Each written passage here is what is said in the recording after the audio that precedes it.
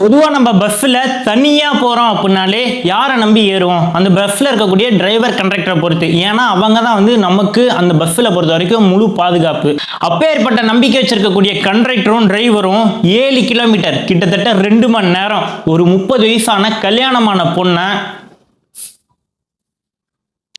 பண்ணி பஸ்ஸுக்கு வெளியில இருந்து தூக்கி எறிஞ்சிருக்காங்க.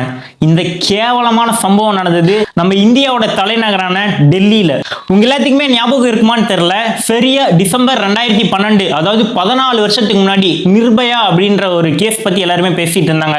நிர்பயானா அந்த பொண்ணு பேர் கிடையாது, அந்த சட்டத்தோட பேர். அதுக்கப்புறம் தான் அந்த சட்டமே கொண்டு வந்தாங்க. நிர்பயா அப்படின்னா தைரியமானவள் அர்த்தம். 22 வயசான மருத்துவம் படிக்கக்கூடிய ஒரு மெடிக்கல் ஸ்டூடெண்ட், ஒரு பொண்ணு பஸ்ல 6 மனித மிருகங்கள் மூலமா கற்பழிக்கப்பட்டு இதே மாதிரி தூக்கி எறியப்பட்டாங்க.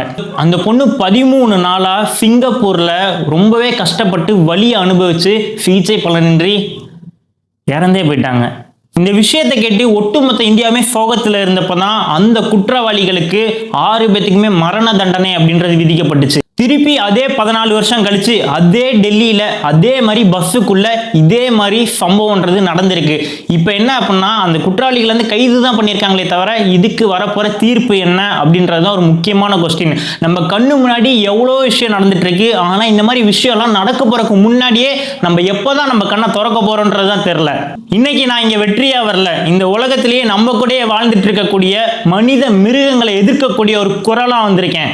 நம்ம நாட்டு பெண்கள் இப்பதான் கொஞ்சம் கொஞ்சமா வீட்டை விட்டு வெளியில வந்து ஏதாவது சாதனை பண்ணணும் அப்படின்னு வர்றப்போ இந்த மாதிரி கொடூரமான கொடிய மிருகங்கள்னால மறுபடியும் அதெல்லாம் பின்னாடி போயிருமோ அப்படின்ற மாதிரி ஒரு பயம் ஏற்படுது. டெல்லியில மே 11ஆம் தேதி முந்தா நேத்துக்கு முன்னாடி நாள் என்ன நடந்தது அப்படின்றத பத்தி தான் இந்த வீடியோல டீட்டெயிலா பேச போறோம்.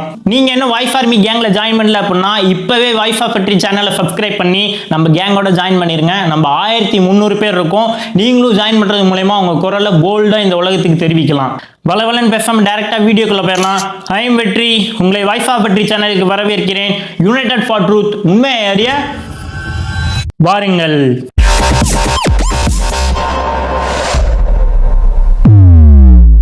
மே 11ஆம் தேதி திங்கட்கிழமை நைட்டு தான் இந்த இன்சிடென்ட்ன்றது நடந்திருக்கு டெல்லியில. அதுவும் இந்தியாவோட தலைநகரத்தில் இந்த கேவலமான விஷயம்ன்றது நடந்திருக்கு.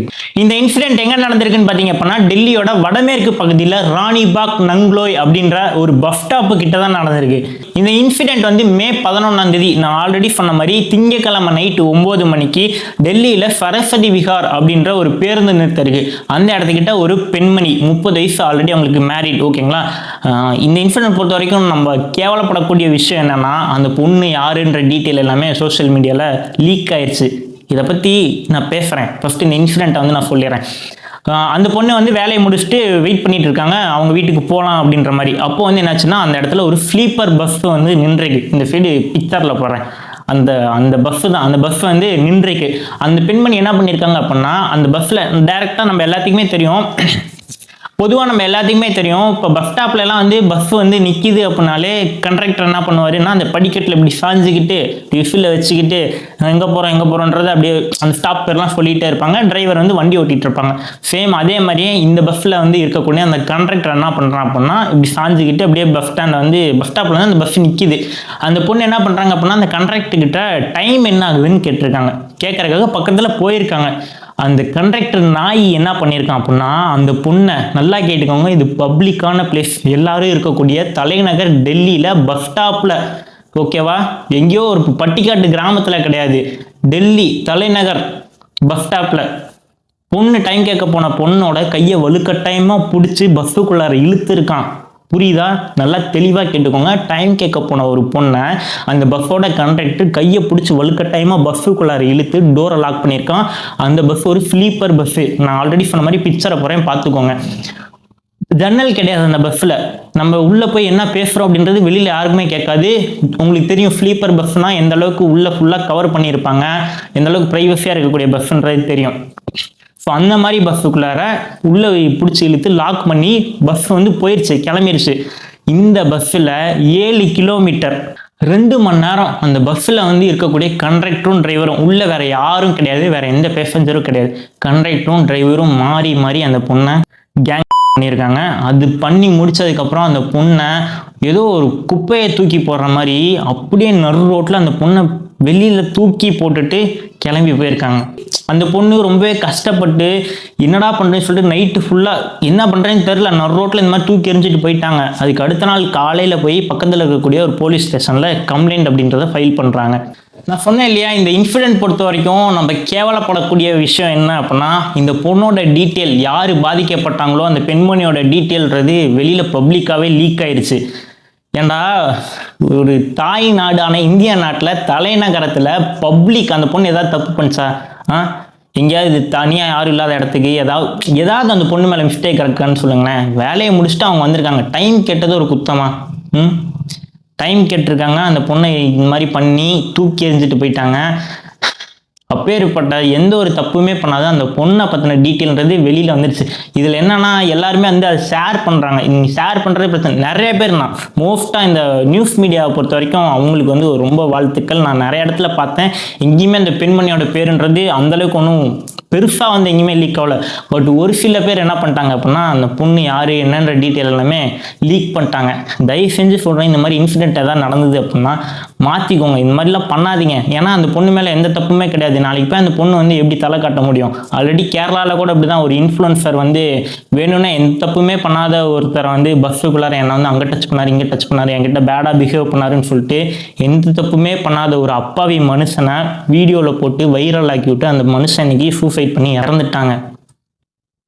ஸோ அதே மாதிரி எந்த தப்புமே பண்ணாத பாதிக்கப்பட்ட இந்த பொண்ணோட நிலைமையிலேருந்து யோசிச்சு பாருங்க. தயவு செஞ்சு இனிமேல் இந்த மாதிரி நீங்கள் எங்கேயா கேள்விப்பட்டீங்க அப்படின்னா கூட உங்களால் முடிஞ்ச அளவுக்கு அது எப்படி வந்து எடிட் பண்ண முடிஞ்சாலும் சரி, ஏதோ ஒன்று பண்ணி அந்த மாதிரி பாதிக்கப்பட்டவங்களோட பேர் இல்லாமல் பகிர்ந்தீங்க அப்படின்னா மற்றவங்களுக்கு விழிப்புணர்வாக இருக்கும். டெல்லி போலீஸ் இந்த கேஸை ஃபைல் பண்ணதுக்கப்புறம் அந்த பஸ் டிரைவரான ஓட்டுநர், அதாவது டிரைவர் உமேஷ்ன்ற நாயும் கண்டக்டர் ராமேந்திரான்ற நாயும், இந்த 2 கொடிய மிருகங்களையும் கைது பண்ணியிருக்காங்க. அந்த பஸ்ஸையும் சீஸ் பண்ணியிருக்காங்க. இந்த பஸ்ஸில் பார்த்தீங்க அப்படின்னா அந்த பஸ்ஸில் வந்து சைடில் கவர் பண்ணியிருப்பாங்கல்ல அந்த கிளாஸு, அது வந்து அந்த டிரான்ஸ்பரண்ட்டாக யூஸ் பண்ணக்கூடிய கிளாஸ் இல்லாமல் பிளாக் கலர் கிளாஸ். அந்த கிளாஸ் போட்டோம் அப்படின்னா உள்ளே இருக்கவங்க மட்டும்தான் வெளியில் பார்க்க முடியும், தவிர வெளியில் இருக்கவங்களால உள்ளே என்ன நடக்குதுன்றதை பார்க்க முடியாது. ஸோ அந்த மாதிரி கிளாஸ் வந்து பயன்படுத்தினதுக்காகவும் முக்கியமாக அந்த பஸ்ஸில் எக்ஸிட் டோர்ன்ற ஒன்று கிடையவே கிடையாது. இந்த 2 குற்றத்துக்காகவும் அந்த பஸ்ஸை வந்து சீஸ் பண்ணி அந்த ஓனர் வரைக்கும் ஃபுல்லாகவே ஃபைல் கம்ப்ளைண்ட் பண்ணியிருக்காங்க. அப்புறம் அந்த தடவியல் நிபுணர்கள்லாம் வந்து இந்த பஸ்ஸில் வந்து என்னென்ன நடந்ததுன்ற மாதிரி எல்லாமே செக் பண்ணிருக்காங்க. இந்த இன்சிடென்ட் பொறுத்த வரைக்கும் குற்றம்ன்றது நடந்துருச்சு. அந்த நடந்த குற்றவாளியை பிடிச்சாச்சு. இது யாரோட கடமை? போலீஸோட கடமை. அவங்க போலீஸ் வந்து அவங்களோட வேலையை பார்த்துட்டாங்க. ஆனால் இந்த குற்றம் நடக்காமல் தடுக்கக்கூடிய வேலை, பொறுப்புன்றது யாரோட கடமை? ஸ்கூல் முடிச்சுட்டு போகிற ஒரு பொண்ணாக இருந்தாலும் சரி, வேலையை முடிச்சுட்டு போகிற ஒரு பொண்ணாக இருந்தாலும் சரி, பெண்களை ஏற்றி கொண்டு போகக்கூடிய பஸ்ஸோட கண்டக்டராக இருந்தாலும் சரி, டிரைவராக இருந்தாலும் சரி, அவங்கள வேலைக்கு எடுக்கும்போது அவங்களோட பேக்ரவுண்ட் எல்லாமே வெரிஃபிகேஷன் பண்ணி தான் இந்த கவர்மெண்ட் அவங்க வேலைக்கு அப்பாயின்மெண்ட் பண்ணுறாங்களா, இல்லை யார் வேணால் காசை கொடுத்து வேலைக்கு வந்து டிரைவர் வேலையை பார்த்துட்டு என்ன வேணால் தப்பு பண்ணி தப்பிச்சு போயிட முடியுன்ற மாதிரி தான் நம்ம நாட்டில் ரூல்ஸ் இருக்கா?